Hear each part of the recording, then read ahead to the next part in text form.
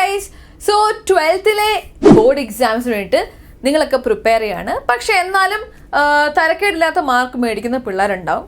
50%, 60% mark മേടിക്കുന്ന പിള്ളേരുണ്ടാവും.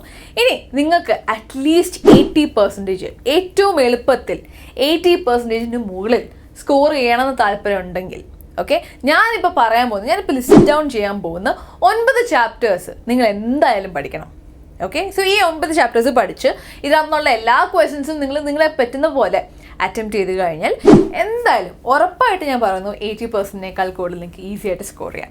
So അത് ഏതൊക്കെ ചാപ്റ്റേഴ്സ് ആണെന്ന് ഞാൻ പറയാൻ പോകുന്നത്. നിങ്ങൾ വേഗം ലിസ്റ്റ് ഡൗൺ ചെയ്തോളൂ, അല്ലെങ്കിൽ NCERT മാർക്ക് ചെയ്താൽ മതി. ഓക്കെ, സോ ഞാൻ പറയാൻ പോണേ. First one is sexual reproduction in flowering plants.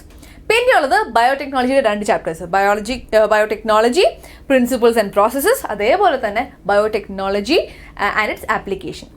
പിന്നെ നമുക്ക് ഏറ്റവും ഇമ്പോർട്ടൻ്റ് ആയിട്ടുള്ള ചാപ്റ്റർ എന്ന് പറയുന്നത് ഓർഗാനിസംസ് ആൻഡ് പോപ്പുലേഷൻ ആണ്. പിന്നെ ഇക്കോസിസ്റ്റം എന്ന് പറഞ്ഞ ചാപ്റ്റർ. പിന്നെ ഉള്ളത് ഹ്യൂമൻ റീപ്രൊഡക്ഷൻ എന്ന് പറഞ്ഞ ചാപ്റ്ററാണ്. അതും വളരെ വളരെ വളരെ ഇമ്പോർട്ടൻ്റ് ആയിട്ടുള്ള ചാപ്റ്ററാണ്.